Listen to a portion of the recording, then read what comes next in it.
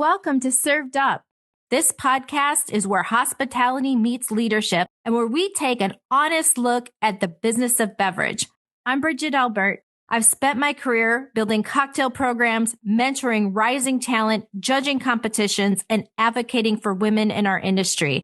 I'm joined by my co-host, Eric Heemer, one of only 5 people in the world to hold both the Master Sommelier and Master of Wine titles.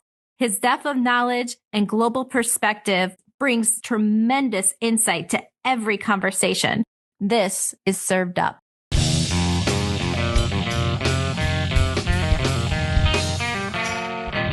Welcome to Served Up. This is Eric, going solo. My co-host Bridget has the day off. My guest today is Stefan Doktor, estate manager and managing director of Schloss Johannisberg, located in Germany's Rheingau region and founded over 1,200 years ago. Yes, 1,200 years ago. The first Riesling estate in the world. Stefan has an interesting and occasionally surprising background. I think you'll really enjoy this chat. We talk about Riesling wine in Germany, Germany's wine regions, the long and fascinating history of Schloss Johannisberg, and much more. So relax, pour a glass of great German Riesling, and enjoy the conversation. Cheers, or should I say, Prost.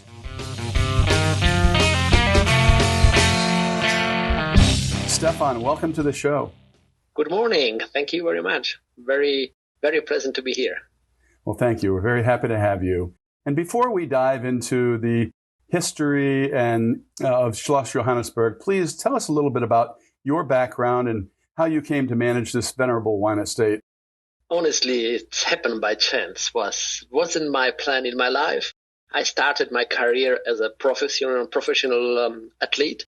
I compete a very long time professional in luge for my home country, Slovakia. And when my first part of career ended in 1994, then I turned to wine. And yes, I discovered the love to wine in Italy, then came to Germany. And some way, by chance, happens that I landed at Schloss Johannisberg 2008 in sales and export. And then I became managing director 2016. Ah, okay. Wonderful. I didn't realize you were a professional athlete. I did know that you enjoyed luge and bobsled, but I did not realize you were a professional. Wow, that's impressive. I actually turned back last season in the Slovakia national team, and I compete still in World Cup season. Wow, congratulations. That must be exciting. I've watched it on television only, and it just looks incredibly challenging and exhilarating. All right. Well, I'm going to talk a little bit about just the basics of German wine. So for those in the audience who might be new to the world of German wine, Riesling is by far the most important and most widely planted grape variety. The wine comes in a wide variety of styles from very dry, which is trocken in German, Trocken, to very sweet and even sparkling wine is produced. The highest quality wines are called Prädikatswein, which indicates the ripeness of the grapes at harvest, how much sugar has accumulated, therefore the level of ripeness. And there's 6 of these levels, which from driest to sweetest are Kabinett, Spätlese, Auslese, Beerenauslese or BA, Trockenbeerenauslese or TBA, and of course Eiswein, which is made from frozen grapes. Within the country, there are 13 quality wine producing regions. Most of them are in the southwest portion of the country. And the Rheingau is one of the most important of these and certainly the most historic. And this is where Schloss Johannisberg is located. And by the way, in case you ever wondered, Schloss means castle or palace in English. And Schloss Johannisberg is the very epitome of Rheingau Riesling. Stefan, I hope I did okay on that introduction, just very briefly. Perfect. Okay, perfect. good. Perfect. Well, I'm going to turn it over to you to give us a little bit of the historical background of Schloss Johannisberg and take us all the way back to the year 817 AD. Yes, as you said, a very historical place. The oldest written document about winemaking in our vineyard is from year 817.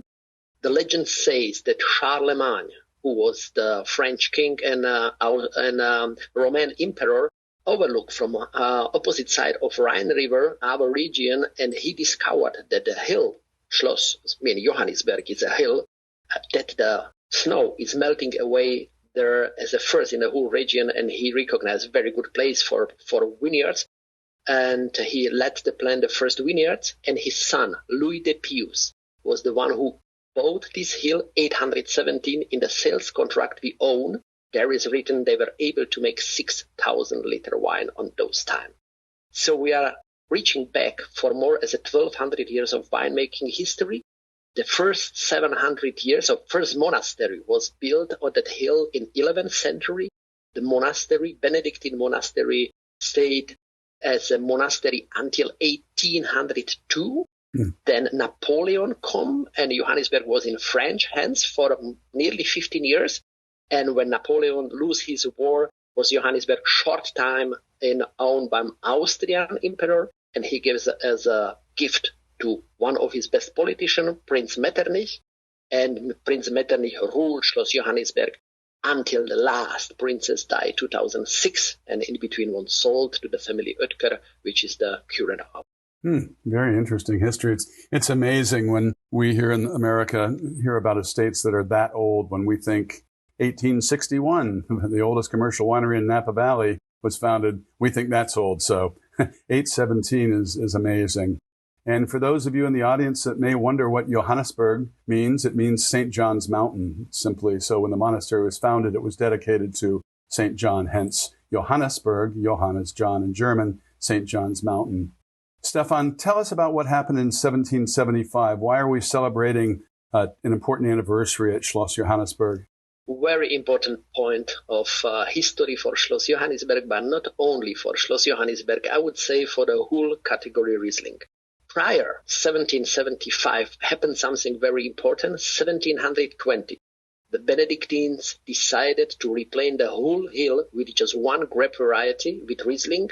And that's why we count as the oldest Riesling producer and have the oldest Riesling vineyards since 1720. We plant Riesling only in the vineyards.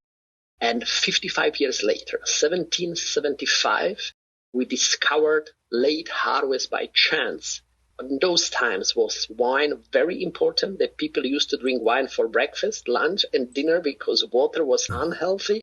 The whole wine producer always tend to harvest very early and almost unripe grapes, and the quality was poor. And the owner of Schloss Johannisberg those times, a Benedictine bishop, Prince Abbot, called Heinrich VIII from Bibra, he doesn't allow the monks to start harvest until he personally doesn't taste the grapes. But he was living 200 kilometers, about 130 miles away from Schloss Johannisberg, so they have to send every year a postman riding on the horse with sample of the grapes to the bishop, and when he tastes the grapes and was satisfied, he gives the permission, and the rider come back with permission. But in 1775, this rider was too late with his permission.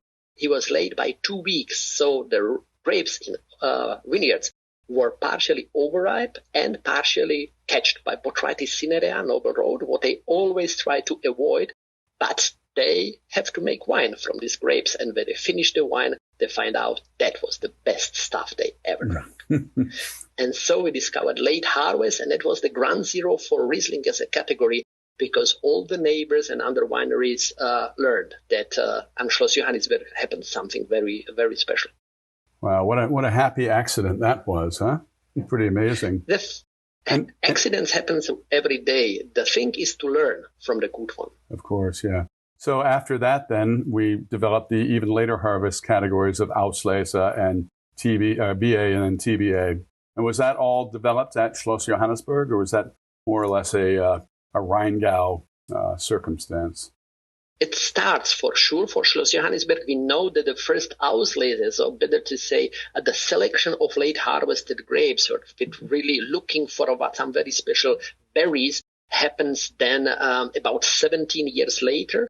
And then it comes with climate, with weather condition, and is not recorded if we were the first Baron or Trockenbeeren Auslese. But for sure, it starts at Schloss Johannisberg, and we developed a further selection because the wines are getting more and more popular and as well more and more expensive.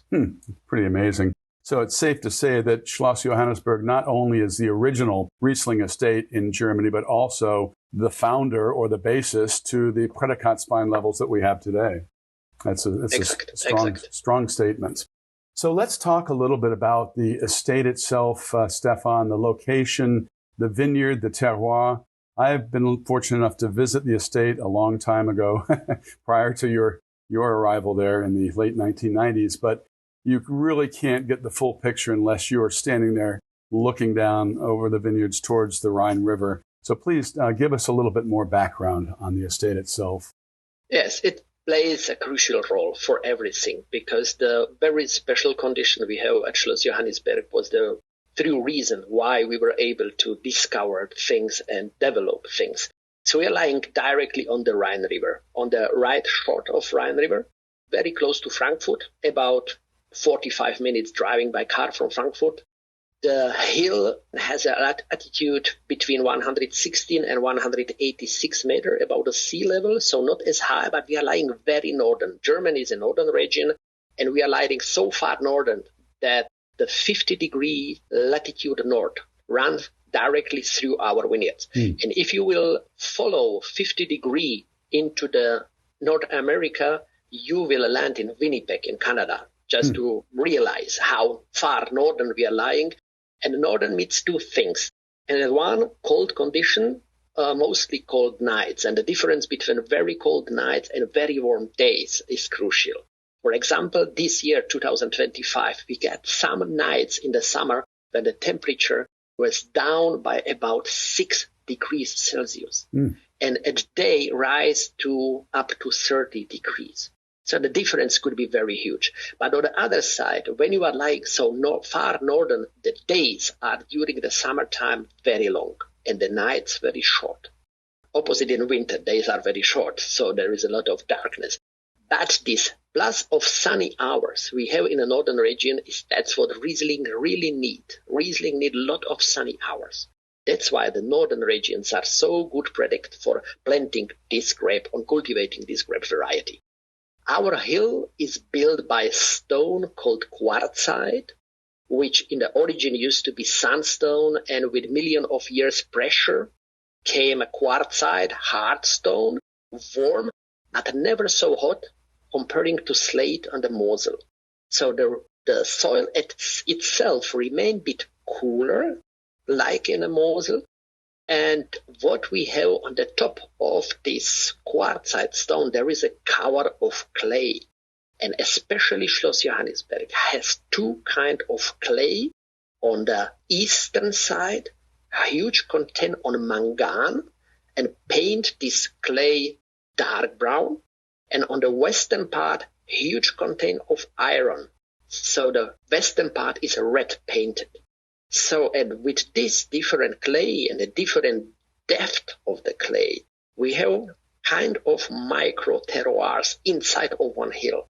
And we are able to displace the really large phases and differences created by Riesling. And what Riesling can do, Riesling mirror terroir very nice. So you can express all these small things inside of one vineyard. And since the name Schloss Johannisberg doesn't belong only to castle, it's at the same time the name for the single vineyard lying below the castle. All our wines, all we produce are single vineyard wines coming only from this single vineyard. And because we cannot grow, we look for more expression of terroir inside of this one hill and place these very special parts, blocks and plots inside of vineyard in order to express its own best and very own way. Thank you for that very good explanation. Stefan, how large is the vineyard area itself in hectare or in acres? We have 50 hectare hill. Okay. From this 50 hectare are under production about 42. 8 hectares are currently new planted. So we have program to replant step by step the vineyard. So about 42 in production and 50 at home. So that's around 100 acres then. Something like that. Exactly. Yeah. And you mentioned the different types of clay on the estate. So how does that affect the ripening? Are there different parcels that ripen grapes more easily than others? This is not easy to express because everything is connected to the weather condition, especially in some years. is not about the ripeness level. It doesn't really play the role if some part of vineyards is earlier ripe like the other one. It's about much more about the nutrients in the soil and the way how the plant adapt to the condition in the soil. Because on the end, you cannot find iron in the wine, but as well, you cannot find a chalk in Chardonnay. Right, but what always happens that plants need to adapt to condition and change the physiology and adapt to the physiology. And that's why you have the differences. And for sure, is the eastern part with early morning sun, usually earlier ripe. And the best dry wines are coming from western part, quite opposite to Burgundy. The white Grand Crus are for 95% south or southeast, or even east. Right. And the best Riesling at Schloss Johannisberg in the dry segment, so our GG and Co. Are growing in the western part. So no early morning sun, staying colder, longer vegetation time. So in this way. Very interesting. Thank you. So let's talk about some of the innovations that you've made at Schloss Johannisberg during your tenure so far, please. As a first, you talked about predicates connected with sweetness and residual sugar. At the moment, and actually, we produce about 80% dry wines and 20% predicate wines altogether. And the dry wines became so important. And what we have done, that we have really clear focus to produce and create the best as possible dry expression of Riesling at Schloss Johannisberg. And one of the things I did 2016 was that we used the color system of our caps, which are signing the quality steps and style of the wine since 1820, one introduced by Prince Metternich. And because we have only one single vineyard and only one grape variety, we use the color to sign the different styles of the wine. And for the dry wines, I brought this, I hope, very easy to understand system, which called bronze lac, silver lac, and gold lac. Lac means seal. They used to cover the neck on the bottle with seal, like they use for documents and letters 200 years ago. And now we called it lac or seal. And for the dry wines, we introduced the system bronze, silver, and gold, which is clearly understandable. and plus, that's coming from an athlete, a professional athlete, everybody recognizes the Olympic medals of gold, silver, and bronze. So yes, and since German's wine labels are not easy to understand, is it one very easy way to understand within our portfolio? This is one important thing, that we brought a bit clarity in the classification of dry wines, and then we keep focus to express minerality, density, concentrated Riesling. We are not interested in huge alcohol.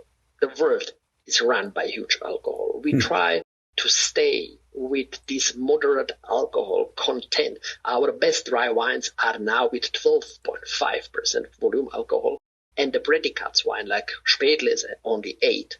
That's what we do. Yes, and lot of innovation as well, going far away.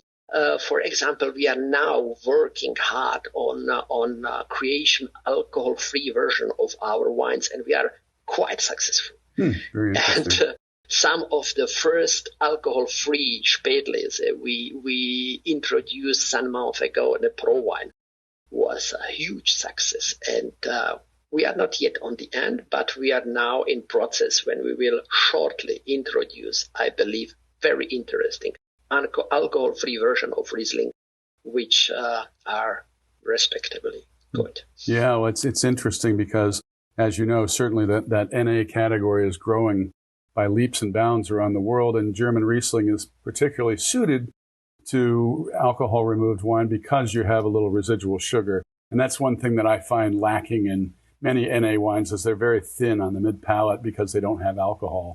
So that's exactly. I really look forward to trying that. Sounds Shortly. Very good. Yeah, I promise. That's great. So I know there's some very interesting features that you have at Schloss Johannisberg, obviously, the estate itself, the monastery. But tell us a little bit about your Biblioteca Subterranea. Fascinating. This is our treasury chamber, lying down below the castle. When you imagine castle like we have very historical cellar placed below the castle, below the whole property, a huge one. But this part of cellar was built 1720 when the monastery was rebuilt once. But from the original part, from the 11th century, we have a lower part in our cellar we called Biblioteca Subterranea, which means library under earth. And they are very special conditions. So we have very cold temperature inside. The whole year through is about 10 degrees Celsius. Quite high humidity, perfect condition for storing wine. And there is something special which makes this space very mystical because you have the whole castle about you. And you feel inside some very special magic space. And I believe that this environment makes special influence of the wine which are storing here. We stored there about 25,000 bottles. The oldest is from vintage 1748. Wow. So a huge collection. The oldest wine are ever tasted from this cellar is vintage 1864. But all this wine used to be sweet. As you know, sweet wines with aging, the sweetness is going lower. Even on the chemical side, stay constant, but you cannot feel it anymore as a sweet after 50, 60-year aging. But beside of this sweet wine, we placed 2016 4 barrels inside, and we let our highest quality level in dry wine segment called Gold Black, additional 2 years aging at this Biblioteca Subterranea in barrel under this very special, unique condition. And so we created wine, which bottle is now sold for €220 and got great ratings, several 100 points in the last year for this wine. And this is a very unique expression of terroir and of the aging in a very special condition of Biblioteca Subterranea. And what I really believe and like to express, not to try to make wine which everybody loves. I try to create wine with my team, which is as unique as possible, and to use all our special things we can do in order to create unique product. If the people is not the most important things. Most important things is to create as special as possible. And this is with helps of this condition in Biblioteca Subterranea, I believe, the way. That's really, really amazing. Fascinating.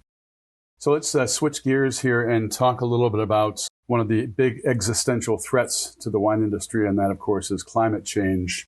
And we'd be interested to know what you're doing at Schloss Johannisberg to cope with the challenges of climate change. There are some different things with climate change. As a first is it is getting warmer. For such a northern region like Germany it's not the big issue that is getting warmer. Honestly, we love it because we have really ripe grapes. We are not suffering under not getting ripe enough. Right. So that was past. Now we get ripe fruit. Great stuff. What we miss is water, especially in some certain vintages when it's really very dry. Because when it's warmer, the evaporation is higher. Right. And when the evaporation is higher, the water is somewhere in the atmosphere and then fell down very strong and very small parts. So they are very dangerous, strong rainfalls, which could destroy a lot. So the risk is high. Mm-hmm. And what is easy to say is getting warmer is good for the ripeness level. We are missing water, and we have the challenge that the window for harvest is getting very short because in autumn, the weather conditions change, what I was talking about, the strong rains. And so you need to act really fast, really flexible. You need enough stuff in order to work as fast as possible. And this is within 2 weeks. night and day without break to get everything safe. And this window is getting shorter. So what we have, the risk is higher as used to be. But the quality level, I believe, rised in the last 10 years within this climate change time. So there are some challenges and as well some positive thing. And what we do is for sure we adapt our canopy management. We need to work much more precisely, and we almost double the cost in vineyards, labor cost, production cost, because we need to be there day and night and safe and react, setting the zone of the grapes free or not, from which side you cover, which side you open, how many sun you let. It's going to be sunburn, it's going to be wet, you need circulation on the air in your zone of the grapes or not. Depend of the year, and you never know. So you need to check the weather prediction and react and be very flexible. And that means production cost. That means stay and work. Then you see the differences on the market. Some wines are cheap, and you know, okay, when it's possible to make them cheap, there must be a way how to do it. And then there are some wines which are expensive, and that's, in our case, means a lot of work and trying to do it as best as possible, and better to take or demand $2 more for the bottle or $5, but work better and try to express the terroir on a very healthy and very good way. And there is one more thing what happened with the climate change. What I realized that the plants itself, the wines, adapt.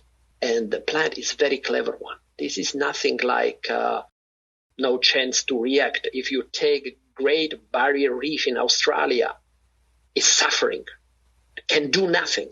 But the plants in the vineyards adapt. You see that they are clever. They really adapt with the changing. And the best proof is the moderate alcohol, even though the average temperature rise. When you remember the first decade on 21st century, the alcohol level in the Riesling rise very high. And now it's again back. And this is on one part our work, but a big part make the plant and itself. Yeah, very, very intelligent plants. They are very adaptable and hardy, and very, very interesting. I suppose one thing the plants can adapt to, though, is production of ice vine. I understand that with warmer climates, we're getting less and less ice vine every year. Yes, it's true. Since I am at Schloss Johannisberg, I got 2 vintages, 2008 and 2018. General German wine law says you need to get temperature at least minus 7 degrees Celsius.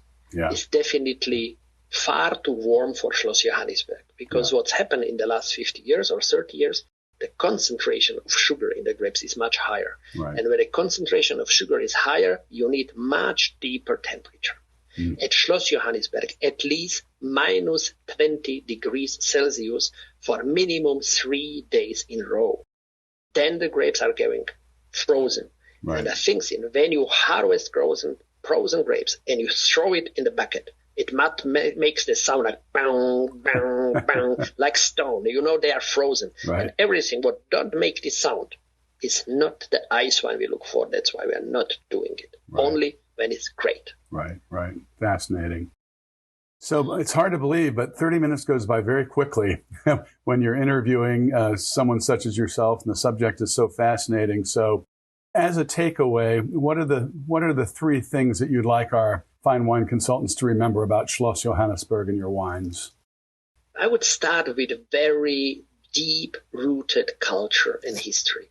There are several old wineries, but I think if you have the culture to save your roots and work on it, and you have this very long memory, there is a strength and there is a belief and proof that the things are going in the right way. For example, when you are able to plant one plant for 1,200 years in one vineyard, it's a fact. The other one is we always learn and never stop to trying and discovering and to learning. That's why we try to create new stuff, bringing new things into the life. For example, we now, for some amounts ago, we create some really large bottles, 6,000 and 4,000 liter volume, really, really big one, in order to enhance the style and what we believe is very good for Riesling as an environment. So we always learn. We are very curious people and never think that we are on the end. And yes, the third thing about Schloss Johannisberg I would always remember is the spectrum of wines we offer. So the very different style from really bone dry, very, very concentrated Riesling up to noble sweet wines, which count to the best in the world for sure, at least by very long aging potential. So I believe that we're able to express Riesling on its all different ways, and that makes always sense to try a bottle of Schloss Johannisberg. Very good. Well, thank you very much for being with us today, Stefan. It's really been fascinating to learn more about you and Schloss Johannisberg, of course. And audience, as always, thank you for listening. Thank you very much. Thank you very much. It was very nice to talk to you, and hope to see you soon at Schloss Johannisberg.